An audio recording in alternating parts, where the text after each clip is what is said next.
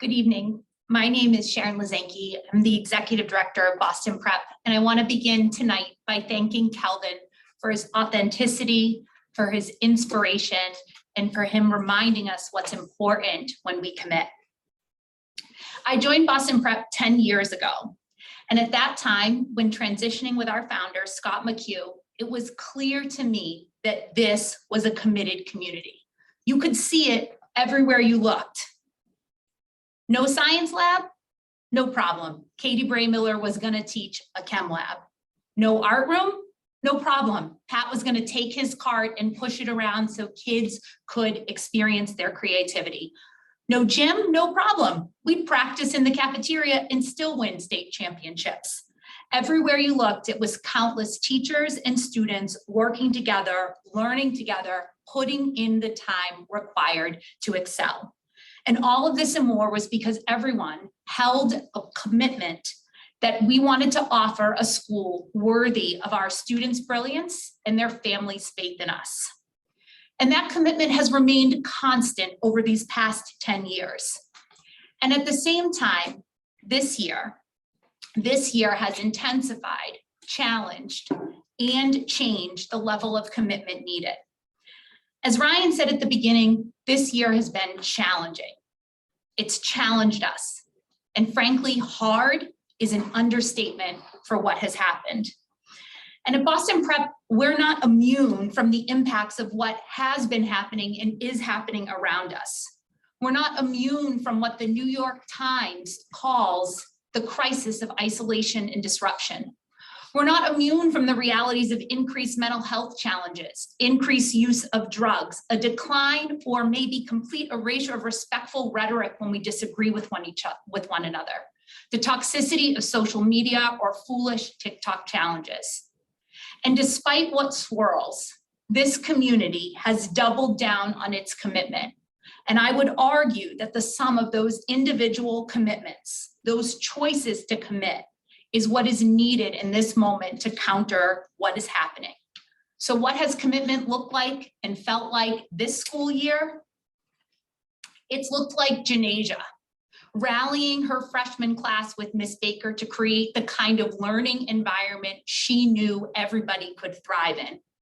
It's our seniors, after nearly 3 years of disrupted education, applying with Ms. Dewey to college and getting accepted to Duke, to Penn, Northeastern, UMass Amherst, UMass Boston, and more. It's our teachers feeling the experience of a failed lesson and not getting to wait until tomorrow to try again, but trying again the next period.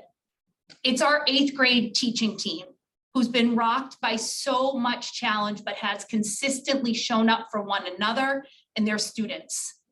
It's Harita and Stephanie collaborating together to create a powerful circle so that our 8th grade girls can share their stories. On a personal level, it's been my teammates who've supported me and stepped in through a period of extended medical illness. It's our families who show up week in and week out, helping us plan for COVID and respond to this moment. It's our teachers and social workers who every day respond to more than a half dozen notes that say, I think a student could use a little extra help because I noticed something. It's the month of January when 13 teachers have COVID on the same week and 25 students have COVID, and you never close your doors and you cover for each other. Commitment this year is our leaders being willing to try and implement whatever it takes to support student growth and faculty growth. I could go on. There's solidarity in collective commitment like this. Commitment has always been and is the heartbeat of the Boston Prep community. Unfortunately, the road that has been and the road that is ahead will have us continuing to address the impacts of this pandemic and reckoning with systemic racism. And yet I know that we will continue individually and collectively to commit to the future of our school in the ways that we have. And how do I know this? 2 reasons. One, because there is still work to do to deliver a school that ensures excellent, equitable outcomes for every single student. Recently, I heard US Attorney General Rachel Rollins speak. She encouraged us all not to be allies, but instead to be unindicted co-conspirators for change, because change can't wait. Gloria Steinem said that the art of life is not controlling what's happening to us, but using what is happening to us.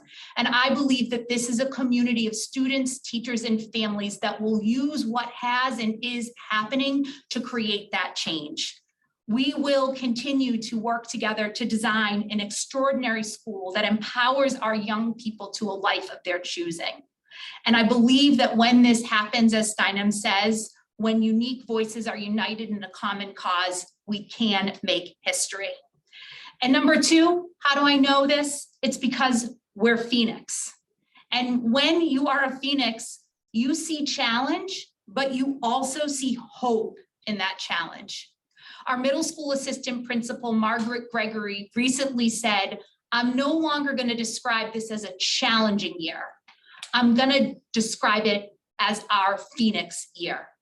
So I invite us all to remember the power that we have individually and collectively to create this positive, necessary outcome.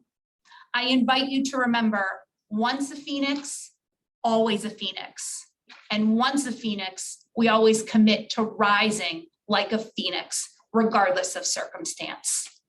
And I invite you now to join me in our new film to see a few more examples of what commitment has looked like this school year.